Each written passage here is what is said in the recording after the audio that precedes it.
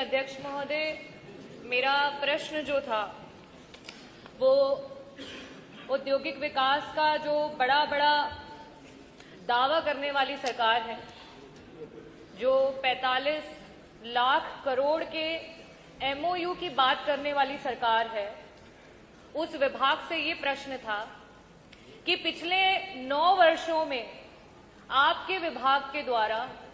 कितने प्रतिशत का कार्य जो है वो धरातल पर आपने करके दिखा दिया। बहुत ही निराशापूर्ण उत्तर आया अध्यक्ष महोदय, क्योंकि उत्तर में ये आया कि उन्होंने मात्र इन 9 वर्षों में 9% कार्य भी नहीं है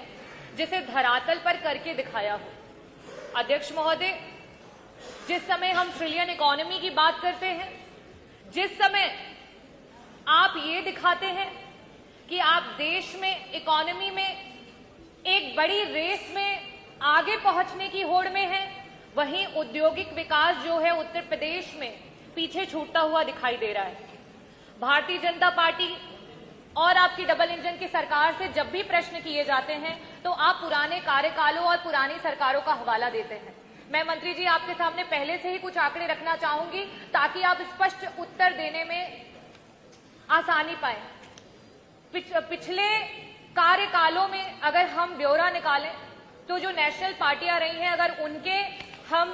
ग्रोथ की और डेवलपमेंट की बात करें तो शायद उनके खातों में 800 करोड़ हैं, तो भारतीय जनता पार्टी के पास 2014 में 800 करोड़ रुपए थे खाते में और आज वो बढ़ करके 16,000 करोड़ हो चुके हैं। अध्यक्ष जी, ये इस प्रश्न से इसलिए जुड़ा हुआ है, मैं आपको ये बताना चाहूंगी कि ये जो मैं पूछ रही हूं इसलिए पूछ रही हूं क्योंकि जिस सरकार में इकोनॉमी फॉल कर रही है, जिस सरकार में हमारे बच्चों के रोजगार फॉल कर रहे हैं, जिस सरकार में हमारी डेमोक्रेसी फॉल कर रही है, हमारा कॉन्स्टिट्यूशन फॉल कर रहा है, उस सरकार में जो है आपके सिर्फ और सिर्फ पर्सनल लाभ जो है वो बढ़ते हुए नजर आ रहे हैं। आपने 45 लाख करोड़ के MOU की बात की। मेरा पहला प्रश्न मंत्री जी आपसे ये है कि मात्र 9% का काम आप 9 सालों में धरातल पर लेकर के आए हैं, उसका कारण क्या है? क्या उसे आप सदन के समक्ष रखेंगे? मेरा दूसरा प्रश्न ये है कि मंत्री जी आपने डिफेंस कॉरिडोर की बात की थी।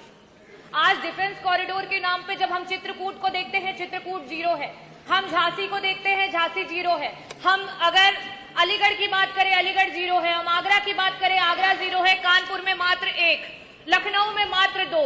ये कॉरिडोरों के 0 होने का क्या कारण है? आपने कहा था कि एक्सप्रेसवेज के अराउंड आप इंडस्ट्रीज को